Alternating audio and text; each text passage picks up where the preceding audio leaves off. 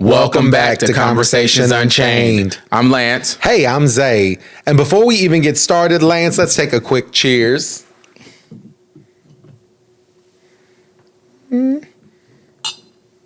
Y'all. Delicious. No. If you have not had the opportunity to see yet, please make sure you check out our drink tutorial. Today's episode is featuring the South Floridian Martini. So this is How many have you had? Don't worry about that, Lance. This is where we are paying homage to one of our great states that we live in. Mm-hmm. So, we wanted to make sure that we talk about the Floridian, but the key is the South Floridian, because there's a very big difference between Florida and South Florida. Okay. But I'll kick it back over to Lance. Moving on. At the end of the day, FL is the state code, is Florida.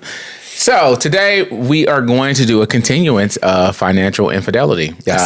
Our prior conversation. So today we will discuss love and money, just navigating financial styles in your relationship. So I'll kick into it, then I would toss it back over to Zay because I'm eager to hear his thoughts on this. Yes. I think this is going to be a big one, y'all. Make sure you have your cocktail ready. Money is always a big one. Money is always a big one, and it's always a detriment to a good percentage of relationships. So navigating financial styles, I think the two that we want to hit on today is doing a true married style union, married partner versus doing a roommate style plan.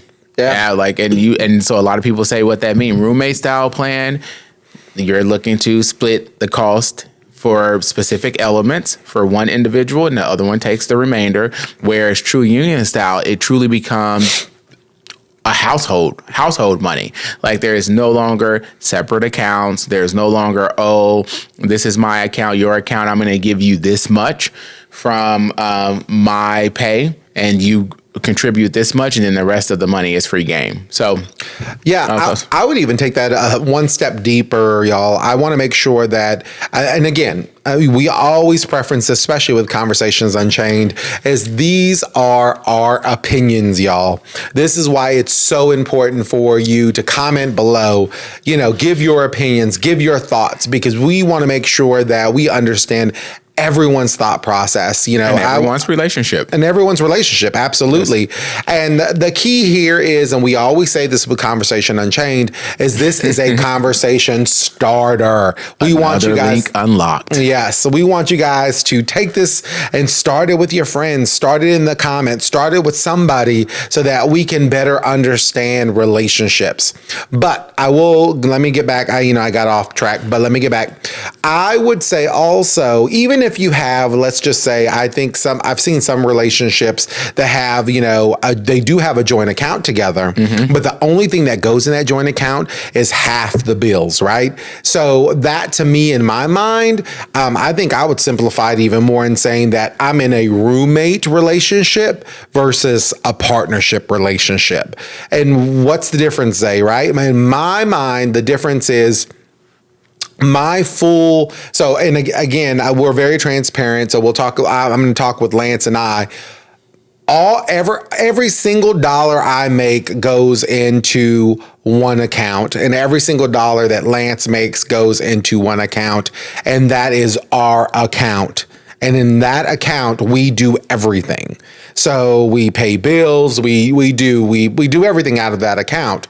So in my mind, that is our partnership account. Like there's no other accounts, there's no hiding funds, there's no yours and mine. This is us. This is ours. It's the household. Like you're looking to build a union, right? So and go ahead. Sorry. No, please go. No, jump in. I think, in my opinion, one of the things that you always have to remember, and we spoke about it a little bit earlier in the prior video, is you're looking to build a foundation. Yes. And you're looking to build something. And anytime, for me, my opinion, you have to do what works best for your relationship. But for me, my opinion is, if we're looking to build together and we're looking to grow and we're looking to trust each other, regardless if I make 500,000 and Jose makes, or Zay makes 100,000.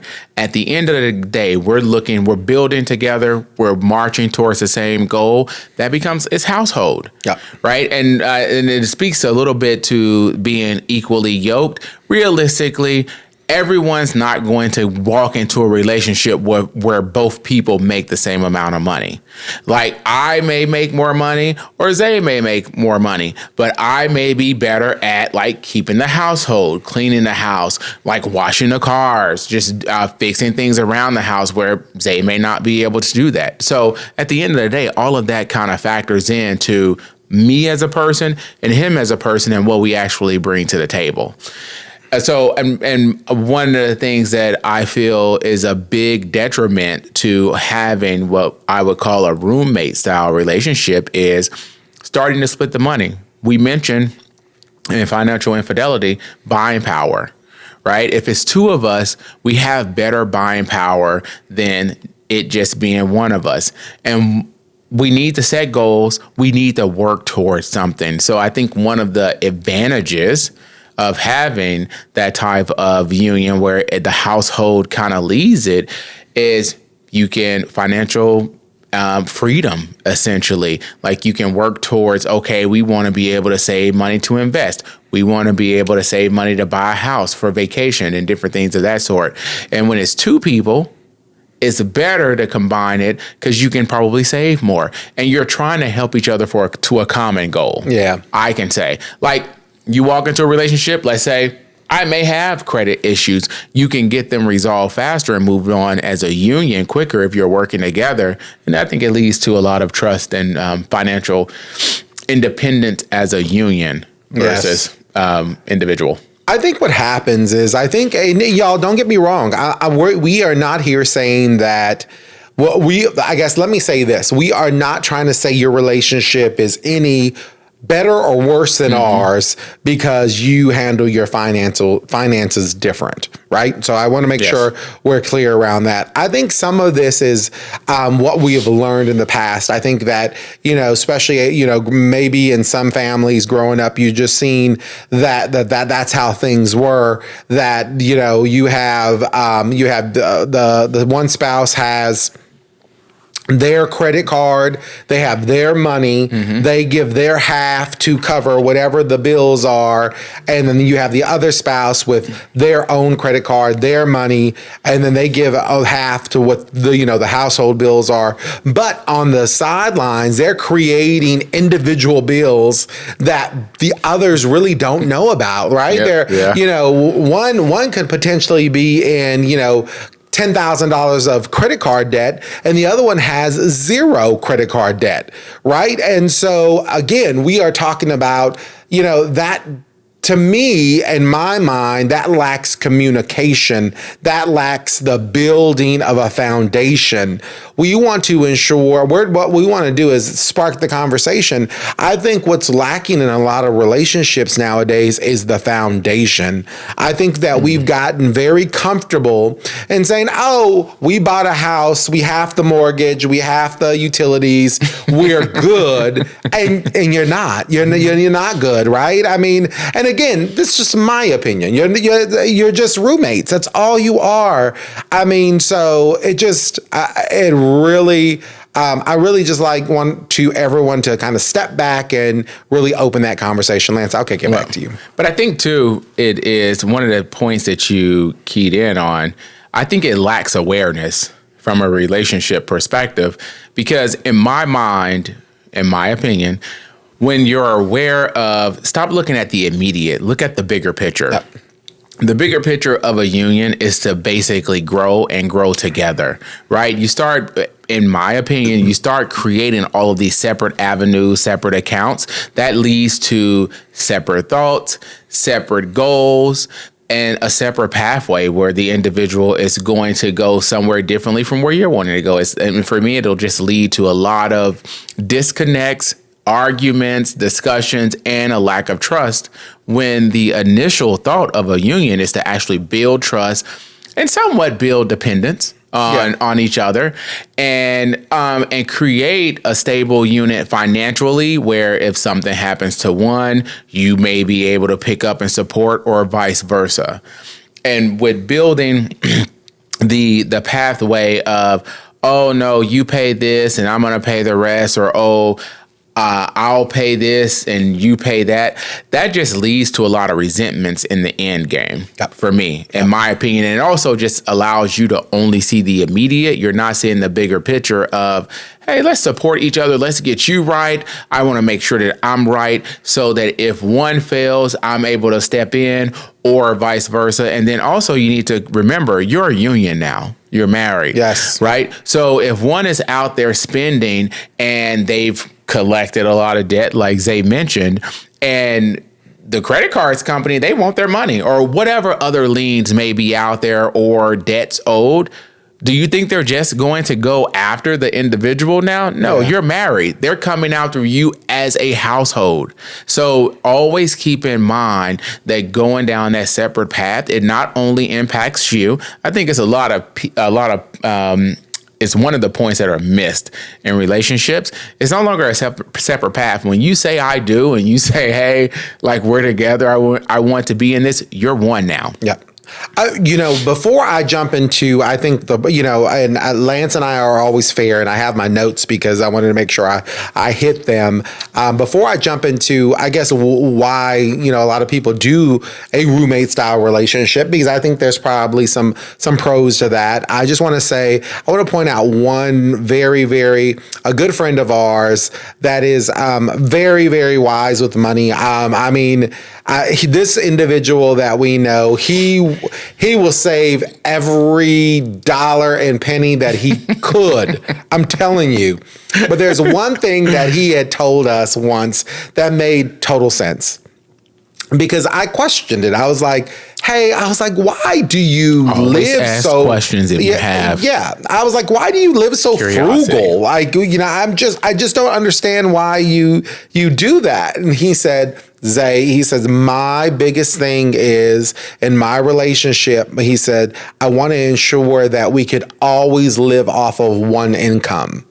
He said, I always look at one income, and we should be able to take care of the full household with one income. This way, we always know we will never find ourselves in a bind when something happens. If something should happen, heaven forbid, one of the partners gets, hurt or sick, or, their job no longer exists. They said they will always be able to live just as comfortable as they always have. So that's why he ensures that they always live off of one income. So I think that's a phenomenal way to think.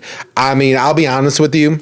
He sees the bigger picture. He sees the bigger picture. Yeah. Yep. So I think it's great, but I'll kick it over to you before I go in. Yeah. So I actually agree, right? In terms of like savings, I'm very upfront with anyone that knows us that Zay is more of a spender and I'm more of a thinker. Like, I analyze. I love to spend, I want to analyze everything, and there comes a time where you need to have conversations. In my mind, that's why it should be a household conversation versus individual. If you're making purchases that will impact the household, because he's buying something, and if something happens to him, or if I'm buying something and something happens to me and that I can't pay for it, of course, my next place to look is over to my spouse to say, hey, I need support. And if you're not carrying on those conversations, and I don't have on a true picture of the debt that you owe, or your income and like what you need to actually output, that will cause friction. It was like, there's no way I can handle that. So you're essentially setting, in some cases, if something happens, it will not always, but you're setting your partner up for failure.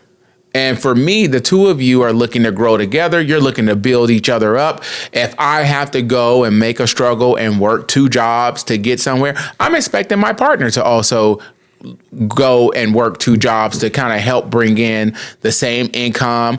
Or it could be just a supplement where I may be a little bit under income and my partner may be a little bit more. It's all about support and building for each other as a union versus individual. Yep. Yep. But y'all forgive me because I did write my notes. So if you see me looking at my phone, it's just because I want to make sure I hit a few things. So I want to talk about the pros of living in this this roommate style relationship because I don't want to discount. I don't want to act like that. What we're saying is gold. One of the pros that I've started thinking about is it gives financial independence to the individual. Right. So yes. It gives you that financial independence in case something happens.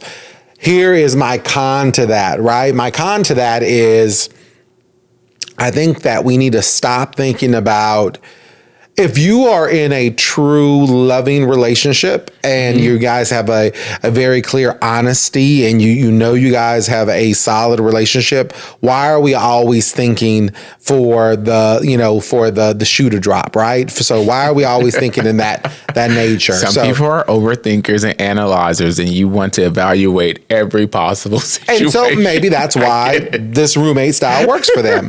My next one is that it gives you clear responsibilities, right? So it gives you like a responsibility to say, hey, I've took care of my part. You take care of your part. Again, though, is that really a relationship though? Is that and I think we mentioned this with the financial infidelity. Are you truly taking advantage of the full benefit by doing that? Right. Okay. You paid your half of the bills. What if something happens and you're not good with saving money, or you truly don't have any extra money to spend? What happens when you suffer a hard time and now you need support and we're roommate style? Yep. Like, I'm not looking to help you. Like, you're paying your half, I'm paying my half. So for me, it defeats, I get it, and some people want to do that, but it defeats the purpose of a union. And I think that's one of the things that's missed in that thought process. Yes, you have financial dependency, but if you're not good with saving money, you're not good with budgeting money, and your spouse is, you're losing the opportunity to be able to learn those elements, and then you're also losing the support to say, oh, if something happens, I can go to my spouse. Because if I was in a roommate style, I was like, okay, well, you need to figure that out. Yeah, I think one of the biggest concerns I think about from a roommate style perspective is just think about, you're like, okay, the house is the house and everything else is your responsibility. Yes. What happens when, your car breaks down or something in the house breaks that you can't fix your car? Is your partner just going to let you kind of just sit there and kind of take the bus? Or or imagine if it's an odd one. It's just odd, y'all. Imagine if you were in a household and it shared, like, okay, you have a mortgage, you have a house, and plumbing goes wrong, or like the washer goes out, and now it's okay, we need to go and get something new, and I can't contribute my half to get something new.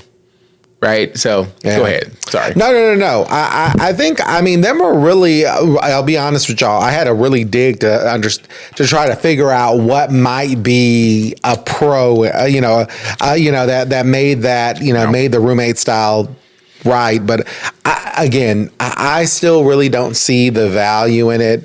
I see a lot of inequities in it. And in all honesty, like Lanston said, if I make 150 and Lance makes 300, he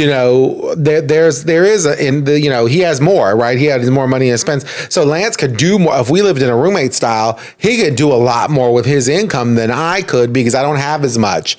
And to me, that's not what a true relationship is. Who wants to be doing things differently? Yeah. Like, I'm going to go out without my spouse. Why did I even get married? Yep. It's like a Tyler Perry movie. Why did I get married? Yeah, it's crazy, y'all. But in addition to that, for me, it's a lack of goals as well. Like as a union, as a couple, like we have at that point we'll have separate goals because we're marching to two different beats. Our goals will not be aligned, and why would I want to? be in a union where we're going in two different directions, or even having experiences that I know, yeah, it's a good thing to be able to shower your partner. But at the end of the day, I think it leads to jealousy and some resentments. And one of the things that Oprah said is that even from a relationship, talking about friendship perspective, you can't be friends with someone that's jealous of you. Yep. And if you're not building together and you're trying to build each other up, that tells me that there's some form of envy or some form of jealousy coming from one or the other. And it's going to lead to something that is not beneficial for the full relationship in the end game. Yeah. Y'all, I will throw this next one out there too. So I recently just celebrated a birthday. So, I was very excited to celebrate another year on this birthday. earth. Thank you, love. But it's funny. A lot of people will say, "Oh, what did Lance get you for your birthday?" And people always are so taken back by this comment. And I said, Lance and I don't buy birthday gifts, and we don't buy birthday gifts. We don't buy Christmas gifts.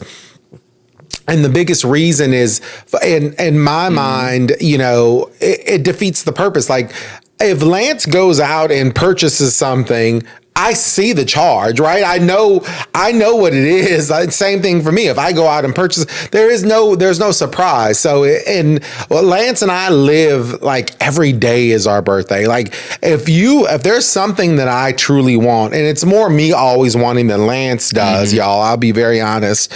I just say, hey, babe, I've seen this, I like it, and he's like, well, get it, we're good, you get it. And so, those are the things that I think we try to stay stuck on these small things. The conversation doesn't always go that way. Oh yeah, well, a majority of the time it does though, y'all. Y'all, I don't know if you ever know, but I am pretty freaking spoiled. So let's move on. The drink's being good today. I'll let you go. Go.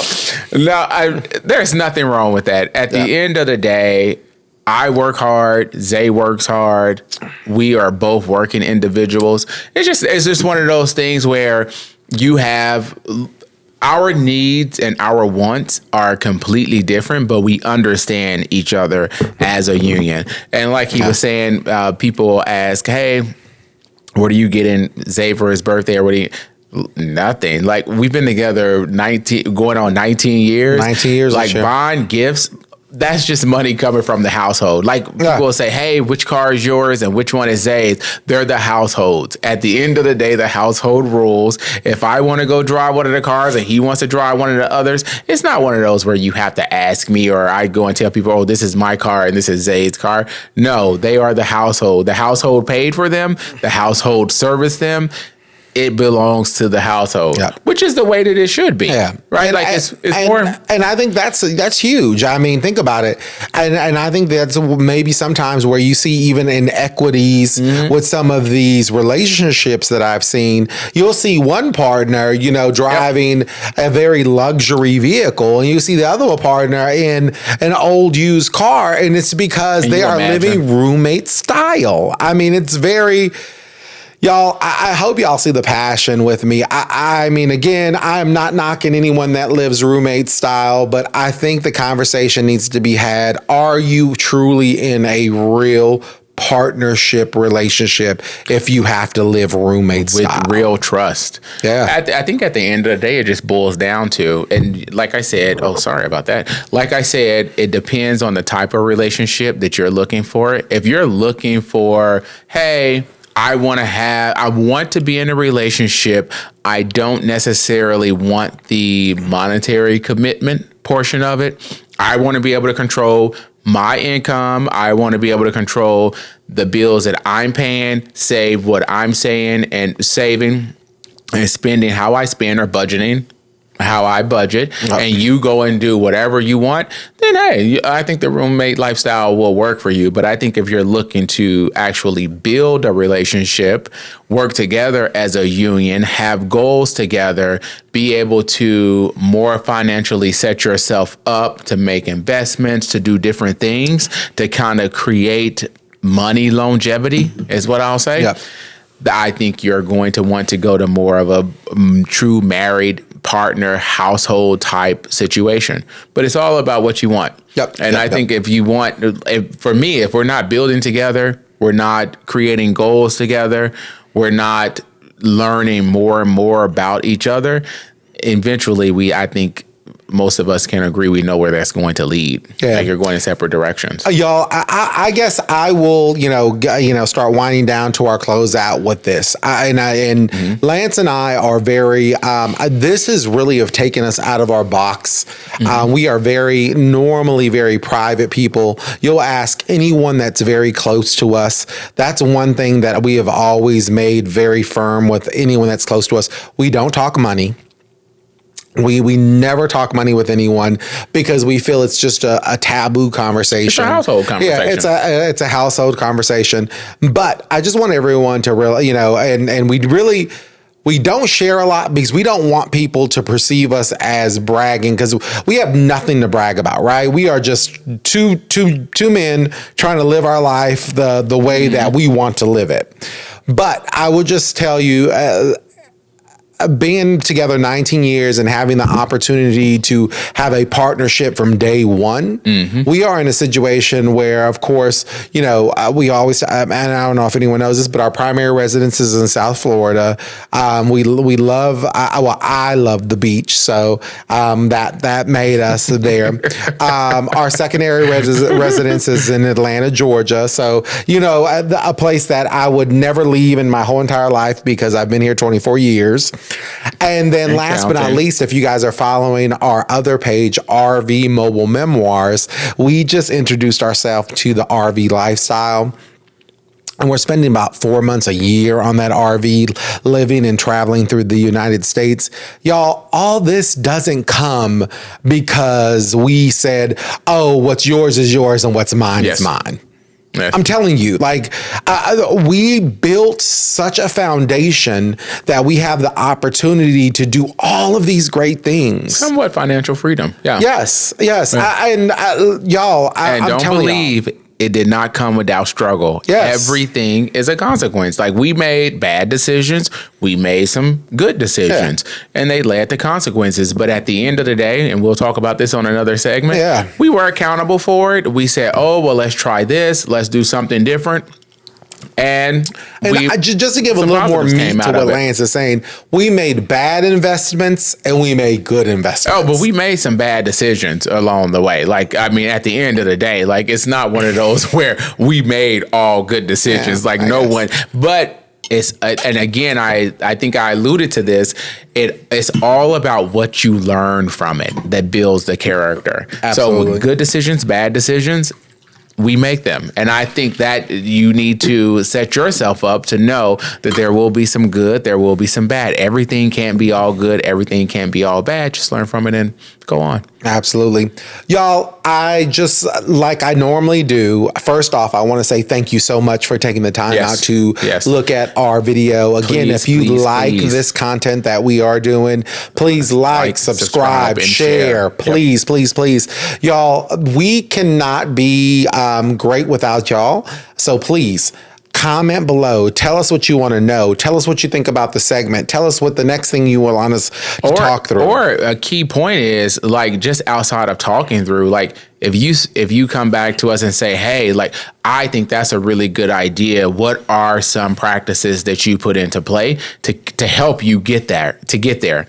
And we can have a conversation about it. And you may not want to be known. You may want to be offline. Just send a note. Absolutely. I'm happy to share. Yeah. Oh, and we invite anyone. Anyone that's in the Atlanta area, in the South Florida area. Mm-hmm. If you're currently in a relationship that's roommate style, that's working phenomenal, and that really is beating the odds, let us know. We'll invite you to the house. We'll have some cocktails and we'll talk it through. I want both individuals in the relationship. I want them both. Trust me. Well, y'all, we're very friendly people. We don't bite, so we can definitely have some conversation, have some good times. And on that note, until the next time, thank you all for joining Conversations Unchained. And again, I don't want to be redundant, but I will say this is closing. Please like, subscribe, and share the videos. And please let us know your thoughts and your comments about the videos or anything you want us to discuss. We're unlinking one link at a time. So if there's anything, don't think it's taboo. Let's discuss it. If we haven't had that issue, we can always go out and do some research or pull someone in. Like I said, there will be special guests. We can always pull people in to kind of have the discussion. Absolutely. I mimic everything Lance says. The only other thing that I will say, y'all, if you have not checked out the tutorial for today's cocktail, you got to. Which is very good. Today's cocktail, I mean, I don't know if you guys have seen me sipping, but today's cocktail was delicious. So please, it was such a pleasure, all. We always thank y'all. Thank you guys so much for everything. All right. Cheers. Until next time.